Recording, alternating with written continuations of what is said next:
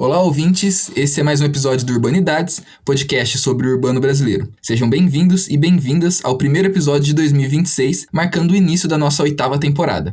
Meu nome é Otávio Cardoso, sou graduando em Ciências Sociais na USP e membro do Urbandata desde 2023. E hoje serei o anfitrião do episódio. Divido a mesa com Cassiane. Tudo bem, Cassiane? Olá, Otávio, tudo bem? Eu também sou graduanda em Ciências Sociais na Universidade de São Paulo e bolsista de iniciação científica da FAPESP. E antes de começarmos, eu gostaria de dar alguns recados sobre os nossos canais de comunicação. O Urbanidades tem perfil no Instagram, que é @urbanidadespodcast. Também temos o nosso site, que conta com um banco de dados bibliográficos, com milhares de textos sobre o Brasil urbano. E para acessar o site, basta digitar urbandatabrasil.fflch.usp.br. Além disso, você pode nos escutar por meio do Spotify e do YouTube Music, como Urbanidades Podcast, onde é possível adicionar comentários nos episódios, então não se esqueça de interagir com a gente por lá. Obrigado, Cassiane. Também contamos com a presença de Vitória Teixeira. Tudo bem, Vitória? Olá, Otávio, Cassiane e ouvintes. Também sou graduanda em Ciências Sociais na USP e bolsista de iniciação científica da CAPES, e fico feliz em participar de mais um episódio do Urbanidades. Obrigado, Vitória. Para iniciar nossa 8ª temporada, hoje vamos conversar com Maria Sofia Garcia Rocha, já conhecida aqui da casa, sobre sua pesquisa de iniciação científica intitulada Análise da Produção Científica sobre Fluxos Migratórios no Brasil, um balanço bibliográfico a partir do Urbandata Brasil. Seja bem-vinda, Sofia. Oi, Otávio, oi, Vitória, oi, Cassiane. Estou muito feliz por estar aqui com vocês. Oi para os nossos ouvintes também, para quem estiver ouvindo o episódio de hoje. Eu sou a Maria Sofia, eu realizei 2 iniciações científicas sobre migração, sobre um balanço bibliográfico dos estudos migratórios no Brasil. Então, sou bacharela em Ciências Sociais e também agora entrei no mestrado em Sociologia da USP. Estou muito feliz de ter essa conversa com vocês. Perfeito, Sofia. Em sua pesquisa de iniciação científica, você analisou a produção sobre fluxos migratórios a partir de um balanço da bibliografia produzida sobre migrações no Brasil, né? Seguindo 2 revistas de referência, a revista Travessia e a revista Interdisciplinar da Mobilidade Humana. E normalmente é sempre difícil para os estudantes decidirem o que pesquisar, principalmente quando são pesquisadores principiantes que começam em uma iniciação científica. Na maioria das vezes, nós estudantes escolhemos o tema da pesquisa com base em afinidades temáticas, bibliográficas, ou também por experiências, vivências, enfim. Então, como que foi para você decidir o tema da pesquisa? Por que você escolheu pesquisar fluxos migratórios no Brasil? Ótima pergunta, Cassiane. Eu acho que muito bom começar o episódio assim, porque eu mesma tive muita dificuldade de escolher um tema de pesquisa e eu sei que é bastante difícil escolher. Então, vejo que um balanço bibliográfico é um primeiro passo muito importante para uma pesquisa. Então, seja em qualquer área que um estudante de graduação queira começar, iniciar a trajetória de pesquisa, um balanço bibliográfico é sempre uma ótima oportunidade, porque vai ser uma entrada ao campo, você vai começar a entender os autores, vai começar a entender os debates e as disputas que estão sendo travadas naquele campo. Então, quais que são os principais autores que são mobilizados, quais que são as principais questões que estão sendo estudadas agora, e especialmente quais que são as principais lacunas para vocês conseguirem justificar a pesquisa de vocês em relação ao restante do campo. Então, é fundamental ter uma boa base bibliográfica para qualquer pesquisa, mas também ter entrado a partir das áreas temáticas do Urbandata, ter tido essa oportunidade de realizar iniciações científicas que trabalhassem com o balanço bibliográfico a partir dos dados, a partir do banco de dados bibliográfico do Urbandata, foi fundamental, tendo também essa ferramenta à disposição, que são as áreas temáticas. E outro ponto que você traz são as das afinidades temáticas, que os estudantes eles podem ou não utilizar para escolher um tema de pesquisa. Então, as áreas temáticas do Urbandata, cada uma ela fala de um aspecto diferente da vida social no urbano. Bem interessante olhar para cada uma delas e ver quais que são as afinidades e onde que seus interesses se situam ali no campo. Então a gente tem estrutura social, modo de vida, espaço urbano, construção civil, então tem arte estética também, então tem diversos temas e eu acredito que as áreas temáticas elas também foram um facilitador para eu escolher meu tema de pesquisa. Eu já tinha uma certa afinidade com a área temática de fluxos migratórios e populacionais, né, então a partir também da minha própria trajetória pessoal. Eu nasci aqui no Brasil, mas bem pequenininha com os meus pais, a gente migrou para o Uruguai, e eu morei 12 anos lá e depois voltamos aqui para o Brasil. Então essa trajetória de transição, de travessia, é uma coisa que sempre esteve muito presente na minha vida e foi um balizador muito importante para escolher também o tema de pesquisa, que se deu a partir de que eu, desde 2022, estou no Urbandata, né? Então acompanho já o podcast desde 2022, trabalho no banco de dados desde 2022. e também as próprias matérias na graduação. Eu lembro que foi, na verdade, uma aula de Antropologia 4, que eu tive a ideia, que foi uma aula que estava falando sobre outra coisa, mas estava falando sobre o conceito de liminaridade dentro da antropologia, que foi ali que eu percebi, nossa, então meio que é isso que é viver na fronteira, é isso que viver no limiar. Talvez seja interessante pesquisar algo nesse sentido. Acredito que as ferramentas do Urban Data, junto com essas afinidades temáticas, aí que surgiu o projeto de pesquisa e a iniciação. Sim, muito legal, inclusive. Passando para a próxima pergunta, você utilizou a revista Travessia e a revista Interdisciplinar da Mobilidade Humana na sua IC. Então, você poderia nos dizer o que te motivou a escolher essas duas revistas? Então, falando um pouco mais, aprofundando um pouco mais sobre a pesquisa em si. Perfeito. Bom, essa pergunta também é super importante porque a minha pesquisa ela se deu muito em colaboração com o Dr. Caio Fernandes, que é pós-doc do SEBRAP. Ele foi meu co-orientador, junto com a professora Bianca Freire Medeiros. E o Caio é já um longo estudioso das migrações no Brasil, ele estuda a Baixada do Glicério, migração africana, então ele acompanha bem de perto e há muito mais tempo do que eu, então ele me ajudou a escolher as revistas. Em primeiro lugar, a revista Travessia, ela é a primeira revista dedicada exclusivamente à temática migratória aqui no Brasil. Então, a longevidade da revista Travessia foi um dos fatores que me fez escolher essa revista, e assim como a sua relevância dos autores que escreveram nela. Então, a gente tem Hermínia Maricato, próprio Magnani, diversos autores super importantes para os estudos urbanos que construíram também essa revista e que publicaram seus artigos ali. E a REMU, que é a Revista Interdisciplinar da Mobilidade Humana. Ela tem hoje um quali A2, então ela é bem relevante internacionalmente também para os estudos migratórios.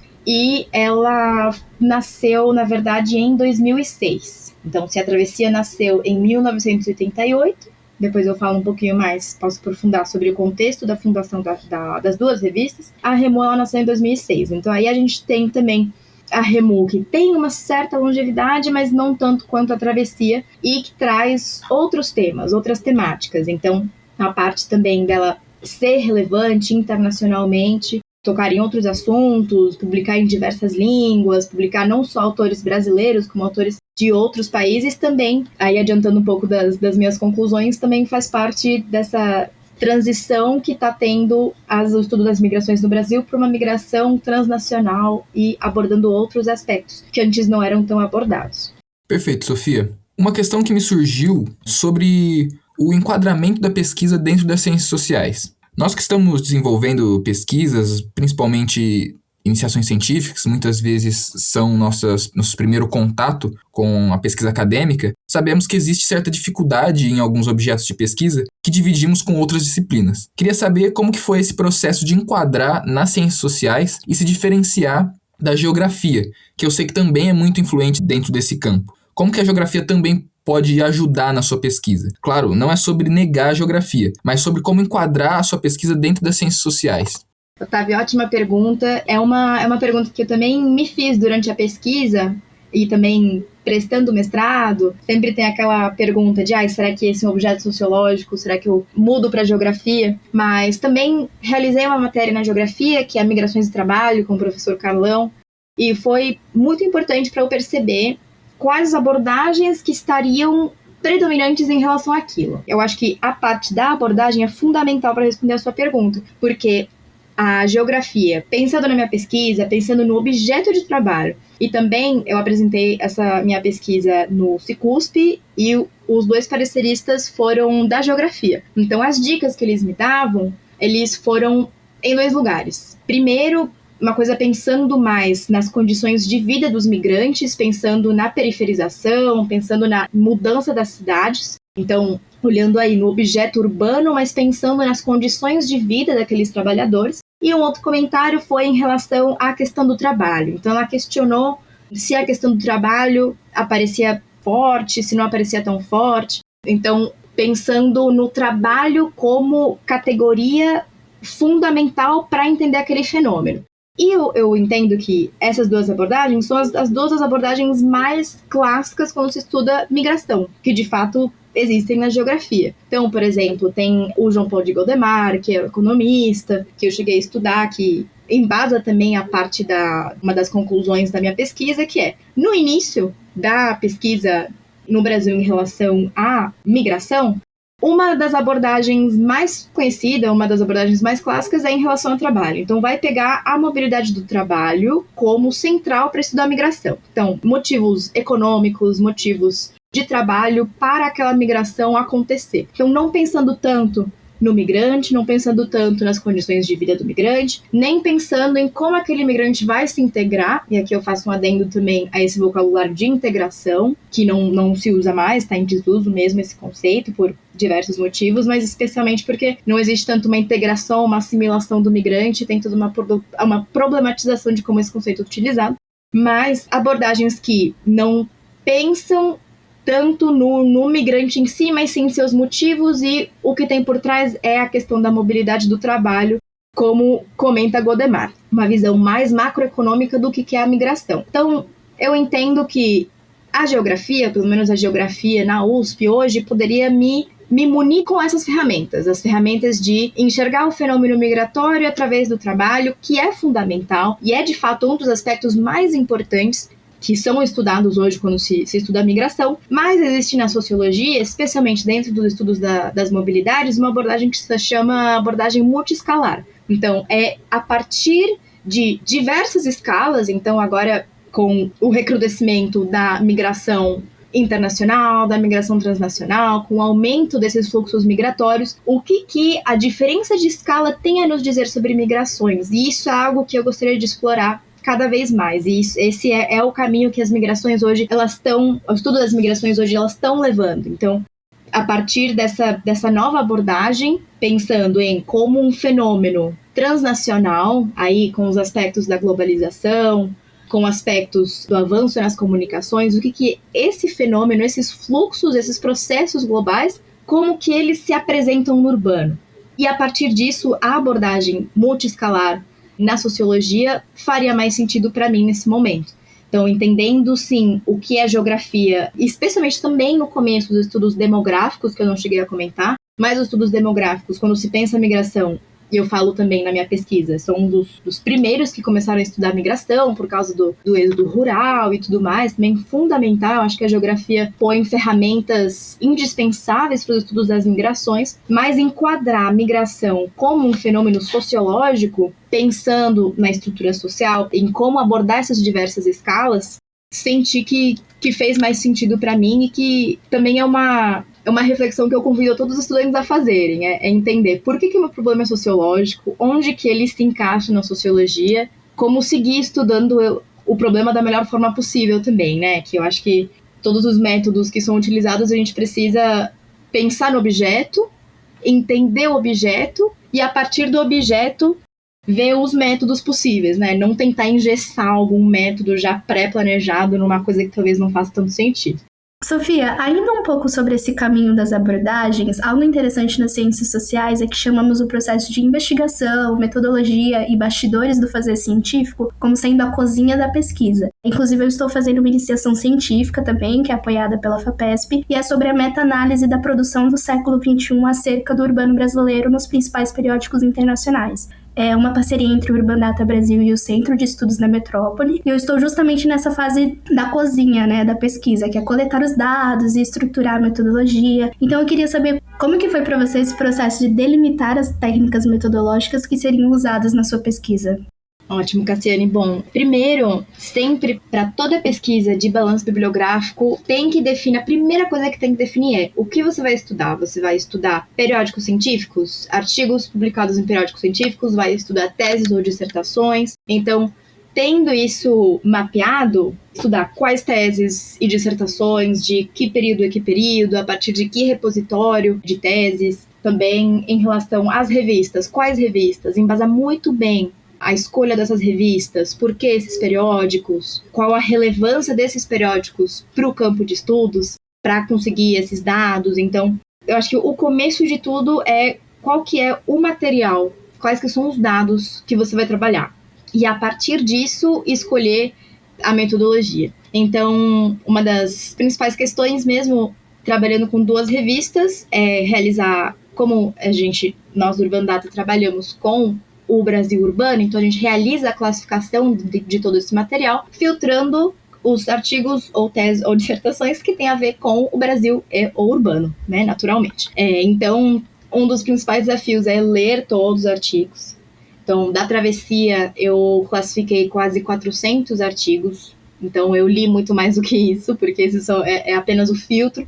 E a Remu, eu classifiquei quase 200 artigos, né? Menos justamente por causa da longevidade da revista e porque é uma revista que hoje está mais voltada à migração transnacional e não tem tantos trabalhos específicos sobre o Brasil urbano e migração. Então, primeiro é entender onde os dados vão ser conseguidos, como extrair esses dados e analisar esses dados também. Então, fazendo a leitura, especialmente definindo um índice de palavras. Eu acho que isso é fundamental quando se extrai muitos artigos, quando se trabalha com muitos artigos, você precisa pensar aí, fazer um dicionário seu, do pesquisador, de palavras-chave, de quais que são as palavras que você vai ver, você vai pescar e o artigo faz sentido para escolher. Então, pode ser palavras no resumo, palavras no título, eu usei ambos, então palavras no título e palavras no resumo. E esse também foi um desafio, porque a migração, a gente sabe que ela é muito diversa, especialmente hoje em dia, com a quantidade de fluxos, com o aumento de todos esses fluxos. Então a gente não tem só migração, a gente também tem imigração, a gente também tem refugiado, tem apátrida, mas são todas essas palavras que também vão ser utilizadas para um artigo ou tese ou dissertação que trabalhe com migração. E às vezes não é tão evidente. Se aparecer só migração, se você só procurar migração, talvez não apareça. Mas aí tem migrante,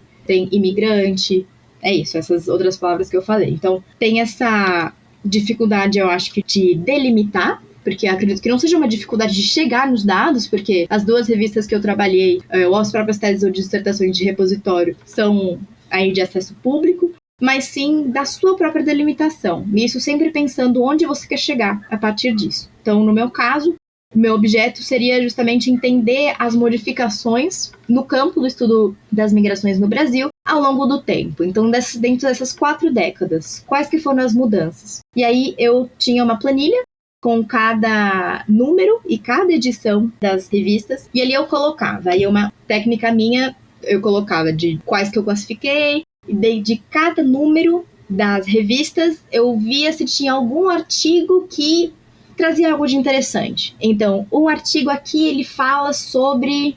E aí, enquanto você vai lendo os artigos e o tempo vai passando e os números das revistas vão passando, eu percebia que, mais perto de 88, de 90, de 2000... eu via que o formato da revista Travessia era um formato A3, tinha muitas imagens, tinha um texto bem grande, e isso me chamou a atenção, porque em 2006 existe uma mudança desse formato, uma mudança para um formato mais acadêmico. Então eu pensei, nossa, ok, é um fato curioso, vou anotar. Então é no cotidiano, é no dia a dia mesmo da pesquisa, de anotar essas questões que saltam aos olhos.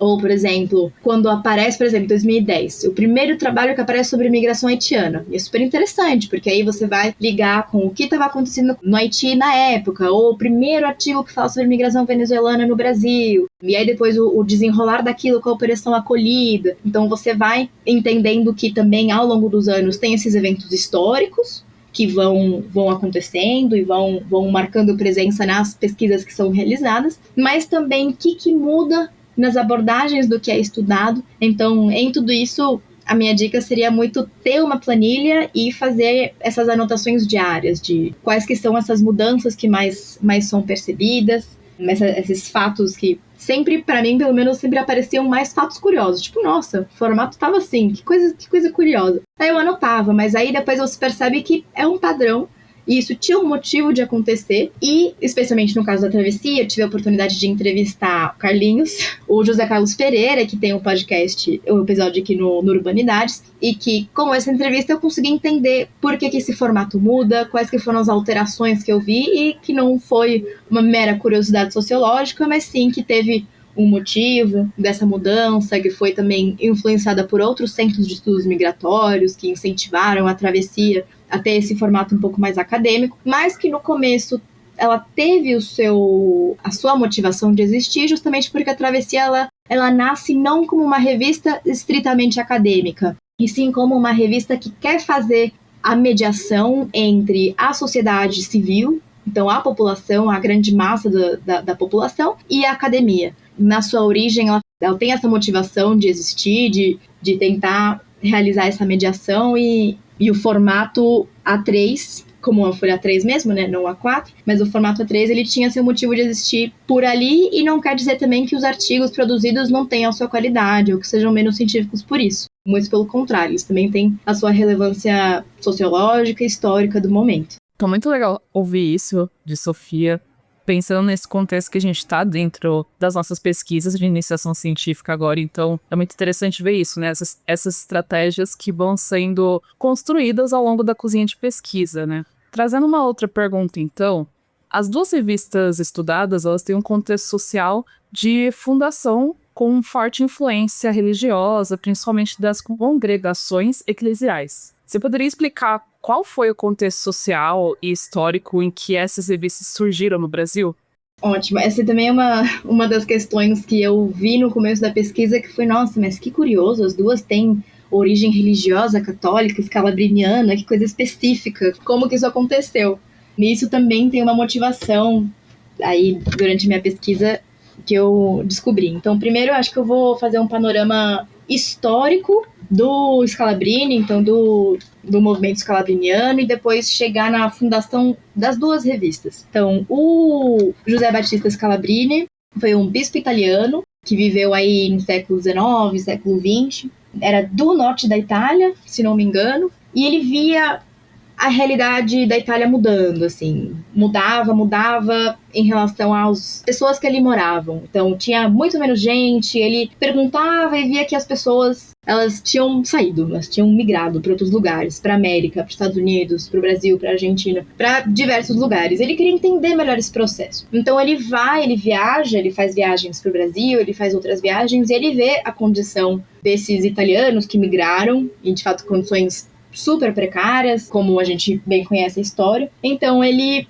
depois volta ali para a Itália, fala para o Papa que algo precisa ser feito, e ele incentivou essas pessoas a escreverem, incentivou sempre os migrantes a escreverem. Então escreva sobre a sua situação precária para a gente conseguir ter embasamento para conversar com o Papa e ele ver a situação e a exploração que vocês estão sofrendo, seja nas lavouras ou seja as condições precárias de vida na cidade. Então, o Scalabrini, ele tem esse olhar aos migrantes, foi sensibilizado, e todo o movimento scalabriniano, então outras pessoas que seguem seus ensinamentos dentro da Igreja Católica, voltam o olhar aos migrantes, e também essa parte da motivação da escrita foi fundamental. Para quê? Especialmente isso no Brasil e aqui nas Américas, porque o Centro de Estudos Migratórios, existem dois, né? O Centro de Estudos Migratórios, que é de onde surge a revista Travessia, que é a nível internacional, então existem diversos,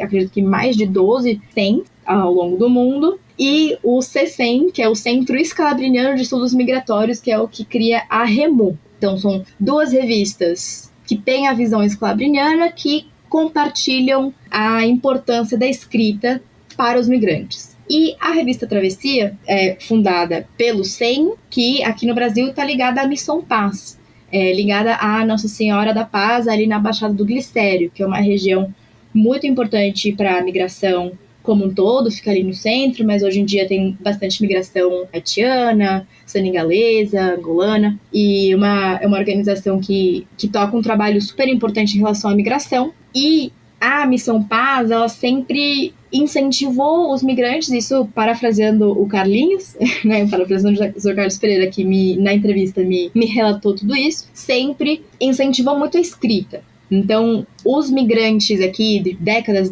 e décadas atrás, para relatar sobre as suas experiências e sobre sua vida, escreviam jornais. Então, tinha um jornal dos bolivianos, tinha um jornal dos italianos, tinha um jornal. Então, cada população migrante, né, cada nacionalidade tinha o seu jornal. Então, é a partir dessa aglutinação de diferentes jornais que nasce a revista Travessia. Ali, pensando também no histórico da congregação eclesial de base, das congregações eclesiais de base, e pensando na fundação da revista Travessia, que, como eu falei, ela nasce tendo esse olhar para ser um intermediário entre a academia e a massa da população. Por isso que eles não queriam, do começo, ter um formato muito estrito de artigos acadêmicos, mas sim que escrevam em uma linguagem compreensível, uma linguagem que faça sentido para o povo. E até pensando nos próprios artigos que eram feitos naquela época, sempre falavam mais da condição de vida dos migrantes, sendo migrante rural, né, trabalhador rural ou trabalhador urbano. Então são assuntos que tocam mais no cotidiano, no dia a dia do migrante trabalhador. Então há isso tudo no meio do contexto da redemocratização. Então, nasce aí a travessia em 88, que é aí quando a Constituição é escrita, e esse contexto da luta por direitos humanos no Brasil, junto com a ação das congregações eclesiais de base nas periferias e também no centro, é fundamental dentro desse caldo que faz a travessia nascer.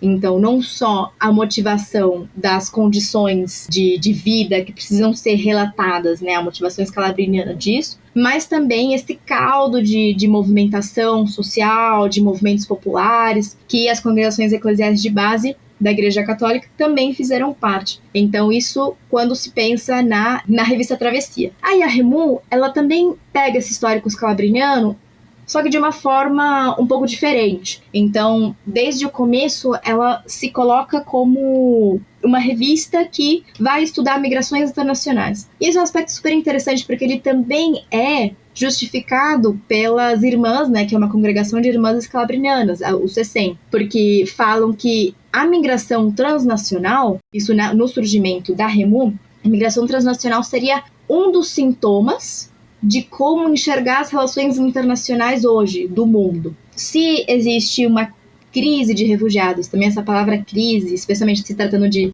refugiados, é um pouco problematizado. Mas se existe uma questão grande com refugiados, se existe também migrantes que precisam ser refugiados de guerra ou até refugiados climáticos, esse seria meio que um termômetro para a gente entender as relações internacionais do mundo hoje. Então, a migração como um balizador mesmo do que acontece hoje no mundo. E isso é super interessante porque isso é dito pelas próprias irmãs escalabrinianas num relatório que está no site delas, que fala sobre o surgimento da revista, que compartilha a missão escalabriniana de relatar sobre aquilo, de falar sobre aquilo, mas de forma diferente, pensando nas migrações transnacionais como um termômetro dos problemas no mundo, das relações internacionais, do que está acontecendo, e não tanto como, especialmente também surgida em 2006, é outro contexto histórico, outro contexto social, e a travessia que fala a partir desse caldo de movimentos populares, de movimentos sociais, no pós-ditadura. Então, acho que essa é a diferença super interessante.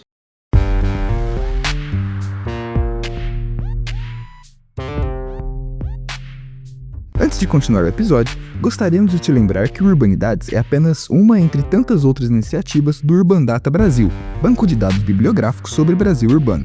Para saber mais, confira nosso site urbandatabrasil.fflch.usp.br e não deixe de nos acompanhar no Instagram pelo @urbanidadespodcast.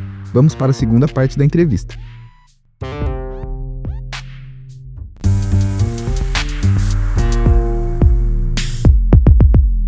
Perfeito. Sofia é uma pessoa muito importante aqui no Urbanidades. Nossos ouvintes com certeza já escutaram a sua voz por aqui, mas deste lado da bancada. E ela tá na equipe desde antes de eu entrar, então eu pude acompanhar todo esse processo de desenvolvimento da sua pesquisa, desde a escrita do projeto até os louros de uma grande pesquisa. Sofia, inclusive, foi uma pessoa muito importante para minha própria pesquisa também. Se o processo de desenvolver a pesquisa é, como Cassiane disse, o processo de cozinha da pesquisa, então a Sofia me ajudou no meu mise en place, na minha pesquisa. O processo de escrever um projeto do zero é um pouco difícil, sem muitos parâmetros. E a Sofia que me guiou nesse caminho. Hoje eu também estou desenvolvendo a minha pesquisa, eu estudo grafite e arte de rua, com uma metodologia também de meta-análise, com o banco de dados do Urbandata. E um ponto que eu acredito que nossas pesquisas convergem, e é onde eu enquadro a minha pergunta, é sobre as modificações do espaço. O grafite e o picho são elementos urbanos que modificam muito o espaço e a forma como aquele lugar pode ser lido e ressignificado. Queria saber então de você, Sofia, como que a migração e a presença desses migrantes também modificam e modificaram o espaço urbano. A presença deles é perceptível na paisagem do bairro?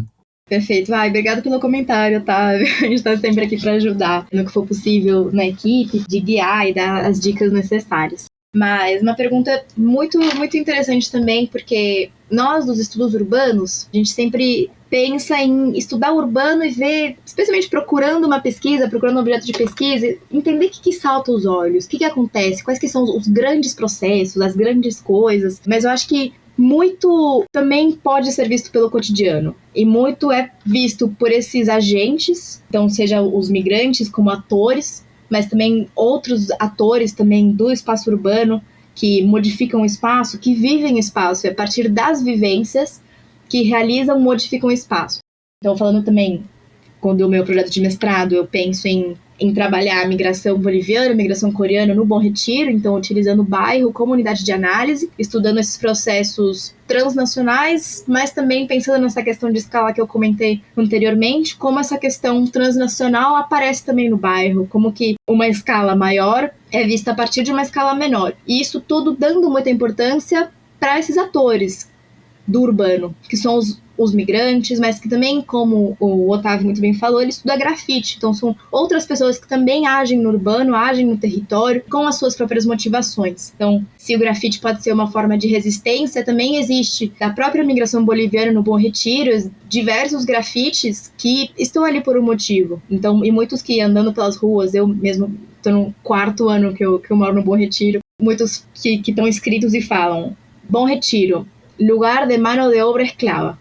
Então, isso, estar em espanhol e estar Bom Retiro, 2 pontos, como uma definição de lugar de mão de obra análogo à escravidão, não está ali de graça. Não está ali sem nenhuma motivação. E justamente Bom Retiro, Brás, esses bairros do centro comportam muitas oficinas de costura, que a gente sabe muito bem que tem diversas denúncias de condições de trabalho precárias que agrupam mão de obra boliviana. Então, como esse espaço ele está sendo, como os sentidos desse espaço eles são disputados. Então, pensando principalmente também no Bom Retiro, que é o projeto que eu vou abordar no meu mestrado, o Bom Retiro também, se essas pessoas que escreveram esses grafites, esses lambes no Bom Retiro, definem o Bom Retiro como um lugar de trabalho análogo à escravidão, existe, por exemplo, o projeto ali bem antigo, não tão antigo, né, mas projeto que cresceu com o governo Dória, com a gestão da prefeitura do governo Dória, que define o Bom Retiro como um Koreatown. Então, que define o Bom Retiro como o bairro é um bairro coreano. Sendo que existem outros coletivos, como o coletivo Bom Retiro é o Mundo, que justamente contrapõe essa ideia com o próprio nome do coletivo, que é, mas Bom Retiro é o mundo. O Retiro não é só a história de uma migração, e sim a história de diversas migrações, de diversas nacionalidades que vieram aqui, seja começando pela migração judaica, hoje também a migração africana, hoje também a migração boliviana, trabalhando nas oficinas de costura. Então, como que esses diferentes atores no espaço urbano vão disputar os sentidos do que é viver naquele espaço urbano? Então, pensando a partir da ótica do trabalho, que é fundamental, é central, mas também pensando a partir da ótica, quem sabe, do lazer, das festividades. Então, o próprio Vinícius Mendes, que também foi entrevistado aqui, está no doutorado, foi entrevistado aqui no Urbanidades, ele pensa a migração boliviana a partir das fraternidades folclóricas, a partir das festas que as fraternidades realizam, a partir desse momento, e tenta enquadrar as fraternidades como talvez até um fato social total que consiga abordar não só aspectos de lazer, mas também aspectos de trocas econômicas. Então, e também falam sobre a hierarquia social de grupos de fraternidades diferentes, não só aqui no Brasil, mas também na Bolívia. Então tem a sua complexidade também nesse sentido. Então o estudo das migrações, ele é muito diverso. Os estudos urbanos, especialmente, eles são muito diversos. Também pensando nesse aspecto da disputa de sentidos de um território, e hoje eu penso em um bairro, porque é meu projeto de mestrado, mas, assim, quando se pensa em estudos urbanos, a gente pode pensar de diversas formas e como esse urbano também é modificado pelas pessoas como forma de disputa, como forma de resistência. E aí, pensando isso a partir do cidadão, pensando isso a partir desses atores que a gente vem conversando, mas também que pode ser visto a partir das políticas públicas. Então, como eu comentei, o Koreatown do Bom Retiro também foi um projeto apoiado pela gestão Dória. Então, o que as políticas públicas também têm a nos dizer sobre o urbano? O que as políticas públicas do urbano influenciam também como as pessoas vivem, como as pessoas circulam, o que as pessoas fazem e como as pessoas intervêm no espaço se isso também é permitido ou não, certas intervenções são permitidas ou não. Aí também, com certeza, a pesquisa do Otávio vai falar sobre grafite, também vai falar sobre picho. Então, todas as intervenções no urbano, elas são super interessantes e eu acho que na pesquisa tem muito potencial mesmo em explorar essa complexidade através do ator, daquela pessoa que, pelas suas motivações, pelo seu contexto que ela está inserida, desse grupo de pessoas que escolhem intervir no urbano de uma forma, e que sim, a cidade ela é moldada através das pessoas e as pessoas também a moldam. Então, sempre na sociologia precisa pensar de forma relacional também, e o quanto isso afeta, como as pessoas afetam, como as pessoas são afetadas. Muito legal. E eu também faço as palavras de Otávio as minhas, assim. Ver todo esse processo de pesquisa de Sofia, assim, me inspirou bastante também. Me encaixava nesse momento de tentar entender qual temática que eu gostaria de fazer, quais métodos seriam aplicáveis a minha pesquisa e afins. Então, bastante inspirador e muito legal estar ouvindo isso novamente. Sofia, na sua análise da petição científica sobre migrações no Brasil, muitos estudos acabam se debruçando sobre a inserção de imigrantes em diversas áreas das cidades e afins. A pesquisa de iniciação científica que analisa teses e dissertações sobre periferias urbanas, São Paulo e Rio de Janeiro, tem aparecido com frequência a associação entre periferia, mobilidade populacional e desigualdades socioespaciais. Então, eu queria te perguntar como que a literatura sobre migração tem tratado as periferias urbanas e como que isso apareceu para você durante esse processo de filtragem, classificação.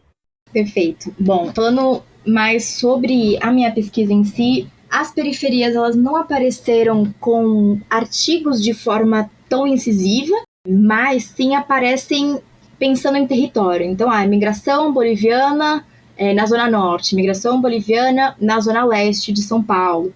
Isso aparece muito no começo dos estudos urbanos, né? Então, quando a gente pensa também em Lúcio Kovarik, na espoliação urbana, especialmente, a partir do momento que os migrantes vêm para as cidades com precárias condições de vida, eles vêm trabalhar, então muitos se colocam ali no centro, em cortiços, tem esse adensamento da população, justamente porque tem os bairros tradicionais da Moca, do Brás, que abrigaram a imigração europeia por bastante tempo, e especialmente com as vilas operárias. O que seriam essas vilas operárias? As vilas operárias, isso é uma coisa, parafraseando o Lúcio Kovarik também, são vilas, né? São esses edifícios que os empregadores eles construíam ao lado das indústrias para que os seus trabalhadores, nesse período, maioria migrantes, morassem. Mas aí a gente vê que o custo da terra vai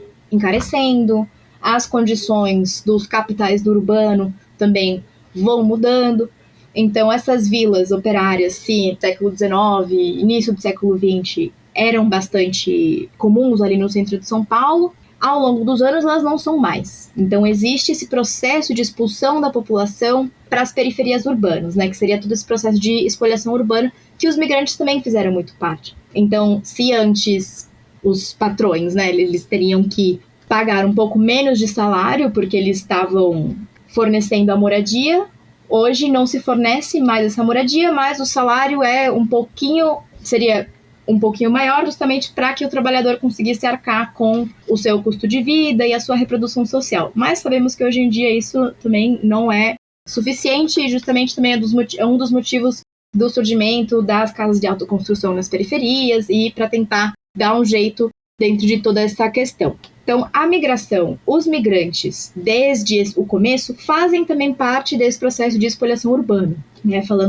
Parafraseando de uma forma bem informal o Lúcio Kovarik. Mas os migrantes, eles fazem parte desse processo junto com o trabalhador, até porque também fazem parte dessa mão de obra trabalhadora. Mas, ao longo do tempo, então, pensando na revista Travessia, sim, no começo da revista aparece mais a questão urbana relacionada à migração, pensando nos migrantes e na condição de vida precária na metrópole, ao longo do tempo aparecem outras pesquisas. Então, se no começo está mais relacionado a condições de trabalho, condições precárias, ao longo do tempo é mais a migração transnacional que ganha seu espaço, e também outros tipos de imigração e outras formas de viver, né? Então a gente vê, por exemplo, a migração boliviana. Ela existe muito, sim, no centro de São Paulo, mas também muito na zona leste de São Paulo e muito na zona norte, ou a migração afegã. Tem muito na zona leste de São Paulo. E isso eu cheguei a ver porque,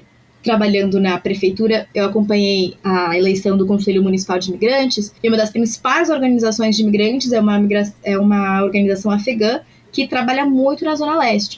Então, cada migração também ela vai estar localizada, mas ainda, especialmente em relação a São Paulo, os maiores dados que a gente tem hoje são públicos, né? Então, não vi tanto na minha pesquisas que realizem esse mapeamento da periferização, da migração, de tudo isso, para além de fazer parte desse processo também de espoliação urbana, que também faz parte da população que foi expulsa em todo esse processo, como o Lúcio Kovarik coloca, mas os dados públicos que a gente tem é de uma diversificação mesmo da migração, mas ainda é um processo recente.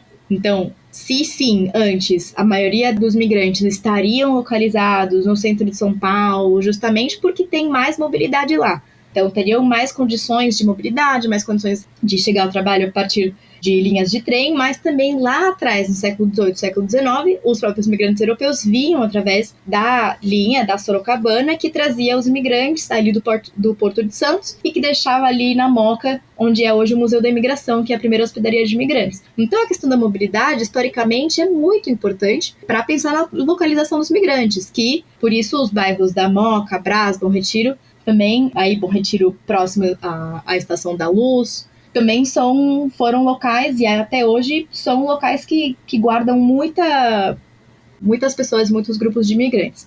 Mas existe sim esse fluxo mais recente, mas isso mais são dados do meu conhecimento de prefeitura que me dizem que Zona Leste, Zona Norte, está crescendo a quantidade de imigração boliviana, e também, então, é bem extremo leste, assim, bem Guaianazes, esses locais, e também migração afegã, que é uma coisa bastante curiosa que eu não sabia, mas é um pouco isso em relação à territorialização da migração em São Paulo. Eu acho que tem mais dados públicos sobre, e não tanto minha pesquisa me diz muitas coisas em relação a isso.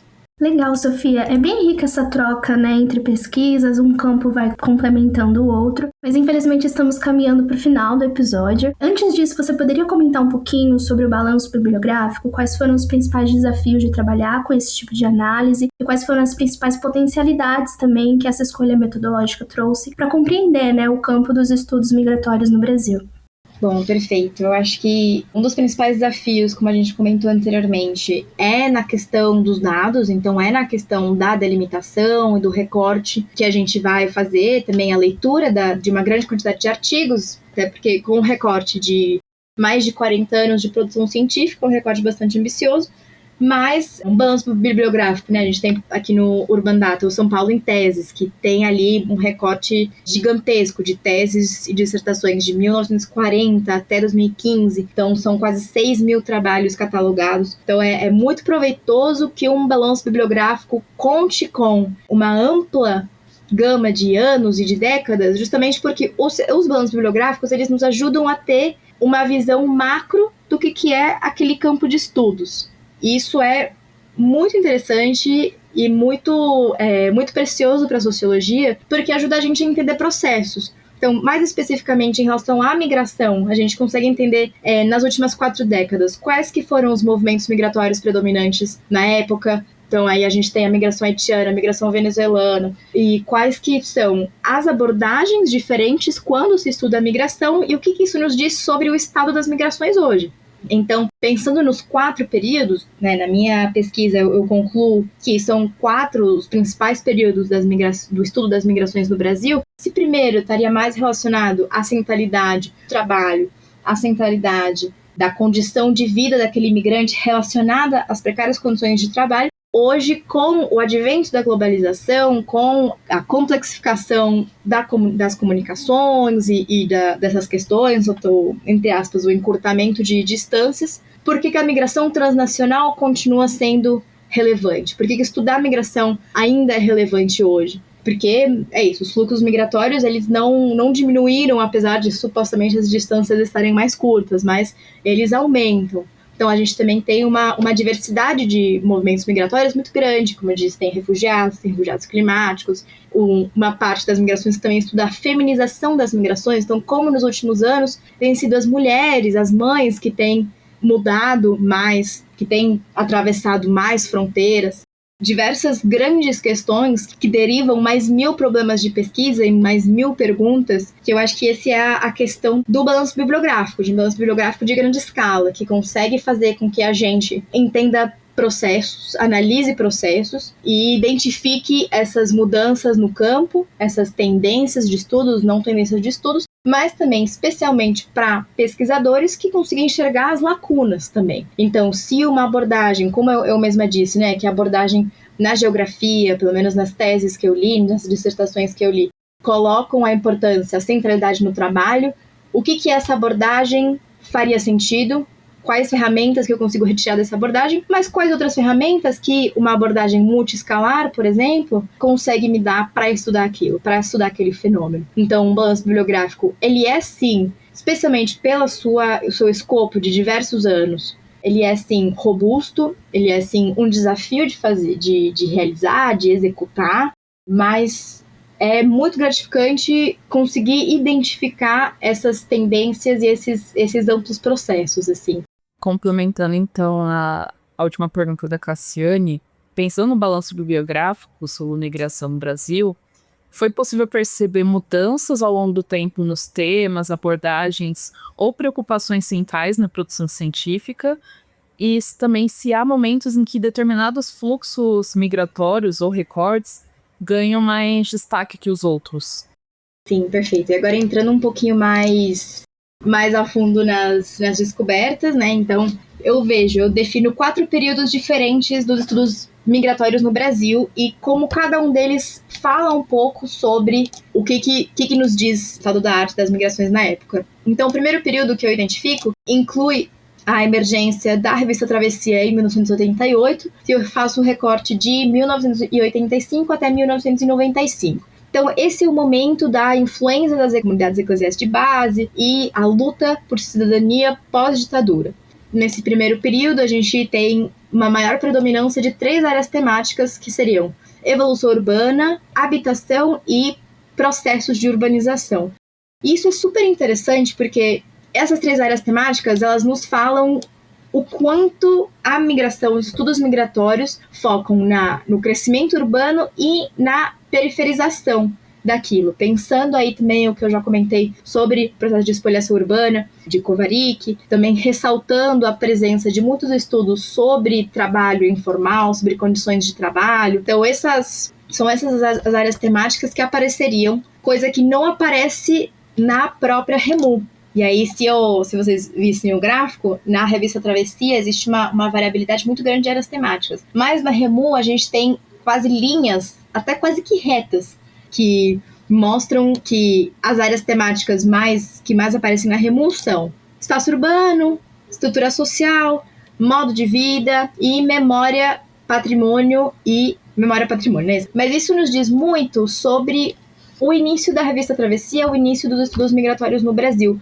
focados mais na migração interna, então na migração interna brasileira, no êxodo rural e tudo mais, e focando em alguns grupos de migrantes, mas seriam mais descendentes de alemães, árabes e japoneses. Então essas são as características desse primeiro período que eu descrevo. O segundo período, por outro lado, pensa mais no cotidiano daqueles migrantes, então existe um aumento de temas relacionados à memória, então a segunda, terceira geração desses migrantes, a integração social desses migrantes, então a relação com a sociedade nova, a sociedade que acolhe, e é isso que eu identifico mais. Agora, no terceiro período, que é de 2005 até 2015, dentro desse período surge a REMU, né, em 2006, e também é nesse período que muda o formato da travessia, de A3 para um A4. Então é ali que a travessia ela começa a, de fato, ter um formato mais de periódico acadêmico. E existem novos focos. Então aqui entra com bastante força a migração boliviana, migração peruana, migração de retorno DECASEG, que é a migração japonesa de retorno,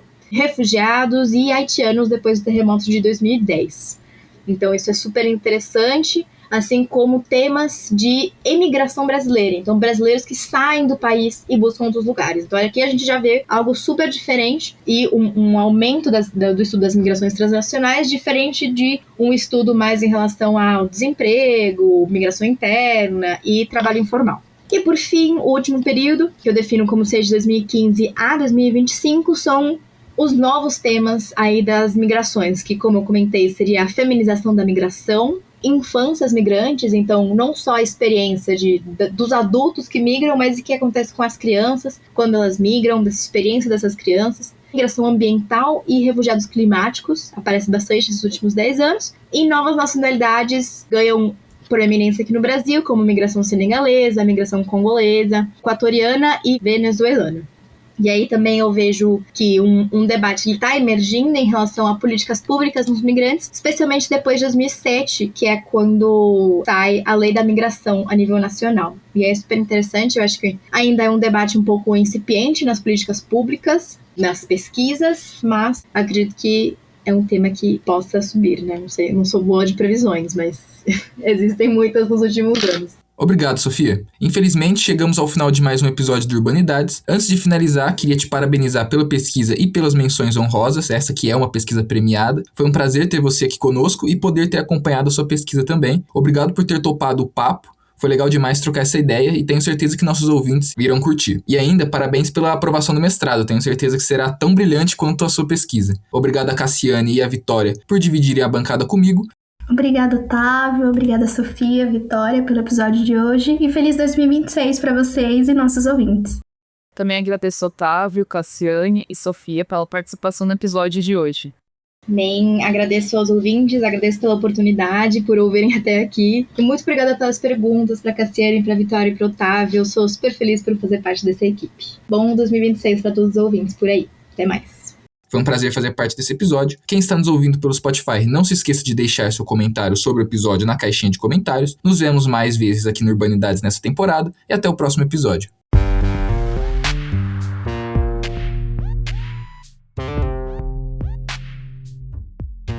O Urbanidades é produzido pelo Urban Data Brasil, banco de dados bibliográfico sobre o Brasil urbano. Ele é feito por bolsistas e associados, sob coordenação da professora Bianca Freire Medeiros. O Urban Data está vinculado ao Centro de Estudos da Metrópole e está sediado no Departamento de Sociologia da Universidade de São Paulo. Visite o perfil do Urbanidades no Instagram, @Urbanidadespodcast, e a página do Urban Data Brasil no Facebook.